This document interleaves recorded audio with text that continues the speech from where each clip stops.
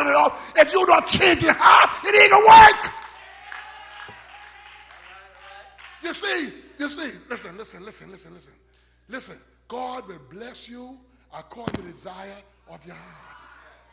Hallelujah. But you just don't want change because you don't like somebody. You must have a purpose for the change.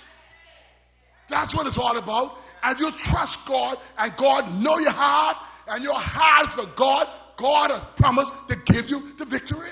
But it must be in your heart. It just can't be through your mouth. Oh, glory. One of the problems we have in the church today is believers are not properly trained concerning spiritual gifts. I think I could stop on this one. I think I could stop right after this one. I could see I have to get up in some of your kitchen here. At supper time. Watch this. To allow people to work anywhere in the church without regards for the gifts of God on their life is contradictory to the spiritual gift of God.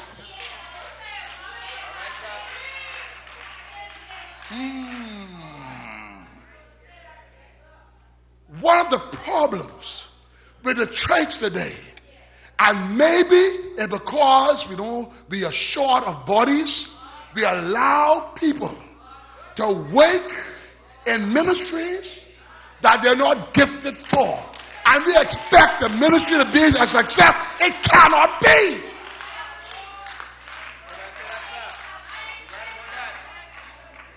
It just cannot be. Because God has gifted each and one of us with his special gift. I'm going to show it to you in a minute. I'm going to show it to you. It's right here. It's right here in the text. It's right here in the text.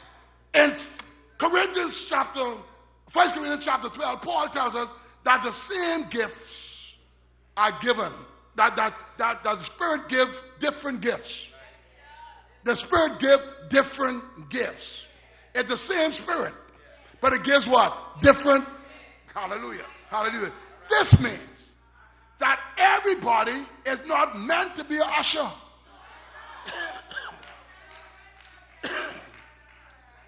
Everybody is not meant to be a preacher. Everybody is not meant to be a Sunday school teacher.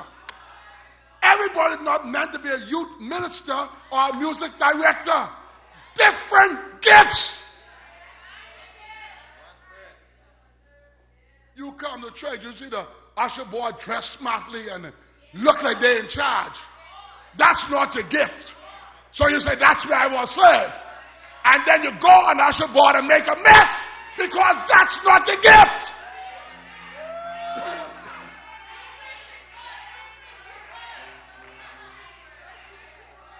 You have to operate in your gift. And you know what happened? When you start operating where you're not gifted, you get frustrated. And when you get frustrated, you begin getting angry at everybody. And no one can, you're always biting at someone, always snapping at someone because you're what? Operating out of your gift. It's more. The church must take the initiative to direct the process in the lives of its members.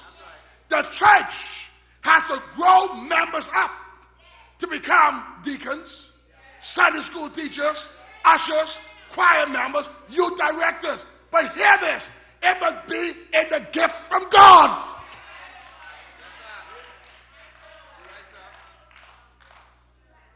I'm going to say something already, go on my seat now.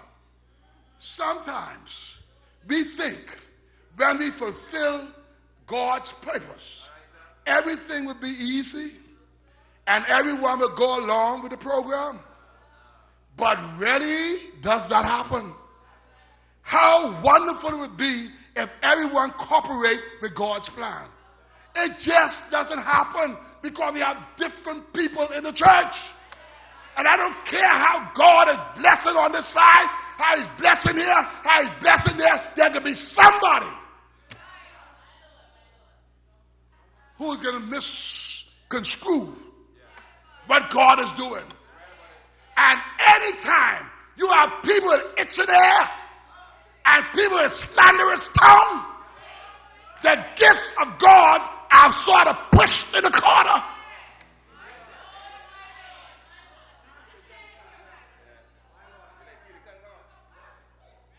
So, not because you fulfill God's purpose, that everything will be roses. You can still catch some hell. You can still catch some hell because you live in a world of hellish people. How simple it would have been if Pharaoh would have let Israel go when Moses told him to do so the first time. How simple that would have been.